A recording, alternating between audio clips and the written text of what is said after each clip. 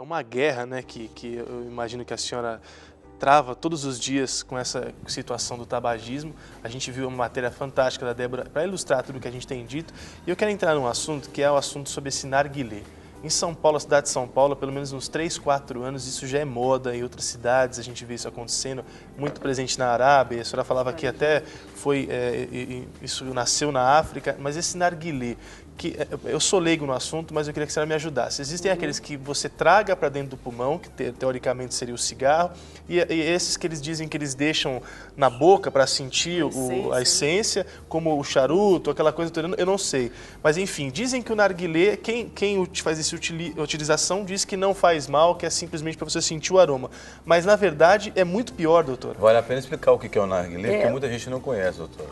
O narguilé, ele é tragado, sim. Né? Ele é aquele tipo de fumo que usa muito nos países árabes, em que você tem um recipiente com água e outras partes desse recipiente, e que então você tem nicotina e tem produtos aromatizantes, etc., cheiro, sabor, e as sessões de uso disso. Muitas pessoas ficam 80 minutos, não sei quantos minutos, fumando aquilo, e muitas vezes também é utilizado como se fosse um cachimbo da paz, quer dizer, passa de uma pessoa para outra. Então isso é muito complicado. Está provado que pode ser que numa sessão de uso de narguilé se fume o uso corresponda ao uso de 100 cigarros. Uau. Né? Isso, dados do INCA, publicados agora. Uma vez só? Porque o fumante ele fuma mais ou menos de 1h30 e tal. E nesse caso são vários cigarros em sessões, né, que usa nessas, muitas vezes, cafeterias, nesses restaurantes, esses lugares. E além de tem todos os produtos tóxicos que você tem no cigarro, no cachimbo, no charuto, né? E além disso, né, quer dizer, está submetido o usuário a todas as doenças que o fumo leva, como doenças cardiovasculares, respiratórias, né, acidente vascular cerebral, infarto, etc. E além disso também, quando se passa de uma pessoa para outra, né, e tem aquela água lá, então o que é nebulizado, vamos dizer assim, pode levar a doenças também entre uma pessoa e outra, como hepatite C, como tuberculose e como herpes labial, que é um vírus. O cara pode pegar, inclusive, o sapinho, se não quiser, viu? Pode pegar sapinho pior, também. Né? Herpes, essas coisas que ela falou aqui. Meu Deus. Bom, mas aí a gente fica pensando o seguinte, doutora.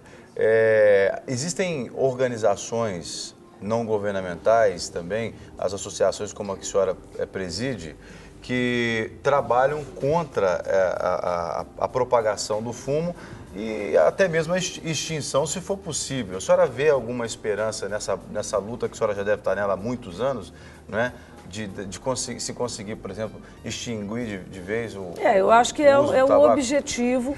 Quer dizer, o que a gente quer dizer não é cercear a liberdade das pessoas, mas é preciso que as pessoas sejam muito bem informadas de todos os males do tabagismo ativo e passivo. E além disso, né, além da informação, que eu acho que hoje a mídia ajuda muito, né, e tal, mas além de tudo isso, os trabalhos da Secretaria de Estado, municipais, etc., todo o trabalho, né, é preciso, tem o tratamento dos fumantes que o SUS já tem, mas que é preciso de ampliar, né? E o Ministério lançou recentemente uma portaria para ampliar isso, para mais serviços do SUS. É preciso que se faça tudo, mas o governo ele não pode se furtar a fazer as políticas públicas, né? Então a gente está provado que os ambientes 100% livres de tabaco, além deles protegerem a saúde dos não fumantes, não é? Ele também motiva os fumantes a deixarem o fumo, ele aumenta a chance dos adolescentes não entrarem não se iniciarem no tabagismo, se todos os lugares públicos, né, públicos ou privados, mas lugares fechados forem livres de tabaco. Aliás, foi um avanço muito grande, né, do governo brasileiro de ter conseguido, pelo menos eu acredito que no Brasil inteiro isso já está funcionando, não só nas grandes capitais,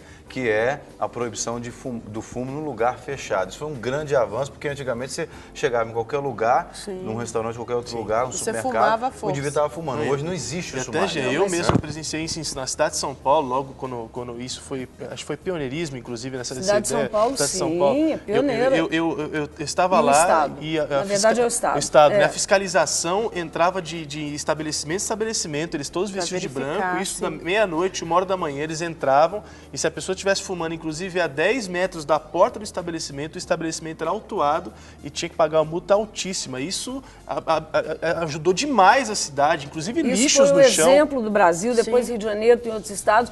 Infelizmente, não está ainda do jeito que a gente quer. Por exemplo, em Minas Gerais, a lei estadual que foi feita, ela permite o fumódromo. Então, em Minas Gerais, mesmo que não seja um fumódromo isolado, tem, por exemplo, varandas que tem uma janela para dentro do restaurante, tem uma série de coisas. O Brasil, além dessa lei que a gente está aguardando, né, é a lei federal, que ela seja regulamentada, o Brasil assinou a Convenção Quadro para o Controle do Tabaco, que é o maior tratado, o primeiro tratado mundial, né, de saúde pública, em que ele se compromete a fazer políticas todas que vão desde a fumicultura, da questão dos agricultores, etc., até os ambientes livres de tabaco, o tratamento, ela é muito ampla essa convenção.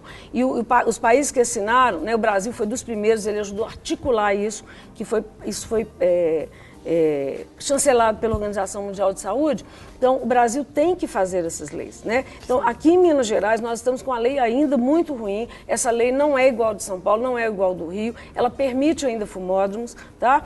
E eu queria dizer a respeito de São Paulo uma coisa muito interessante. Cerca de 98%, 99% dos estabelecimentos estão cumprindo a lei. Então é muito interessante, é um exemplo para o Brasil. Eu perguntaria, o que fazer então, por exemplo, um não fumante, porque aquela ideia, o conceito do fumante passivo não existe mais, porque o fumante passivo é um fumante como o outro também, né? É passivo porque não é direto. Sim, né? Mas ele é afetado da pelas mesma mesmas forma. Doenças, ele corre um risco também, né? Então, o que fazer quando você está próximo a alguém, por exemplo, que é fumante sem cercear o direito do outro também, mas não tendo o seu, né, prejudicado? Eu acho importante dizer o seguinte, o direito do outro, aquela velha frase, ele acaba onde começa da gente, né? Tá provadíssimo as doenças relacionadas ao tabagismo passivo, né? Desde uma mulher grávida que fuma, problemas na gravidez e no feto, inclusive problema de inteligência desse neném, né? Quando a mulher grávida é passiva do marido ou de alguém, também já está provado que encontra produtos do fumo dentro do líquido amniótico, na barriga dela, né?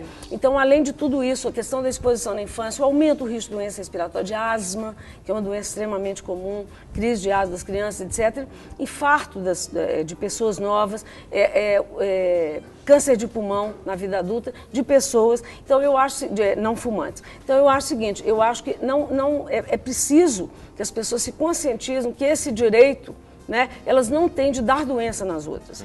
Isso é muito importante. Elas podem fumar nos ambientes abertos, né?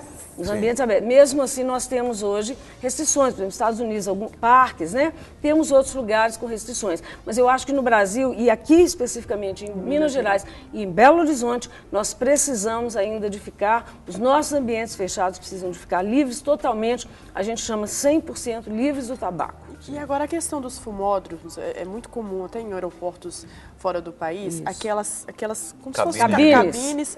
E eu já passei na frente de uma delas, assim, tudo esbranquiçado, de tanto de fumaça mesmo, as pessoas fumando lá dentro.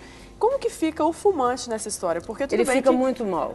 Porque isso deve piorar muito mais a situação dele. Ele fuma duas vezes, ele fuma o dele e o dos outros, né? E no aeroporto do Galeão tinha isso, felizmente foi fechado, depois abriram, me parece que agora está fechado.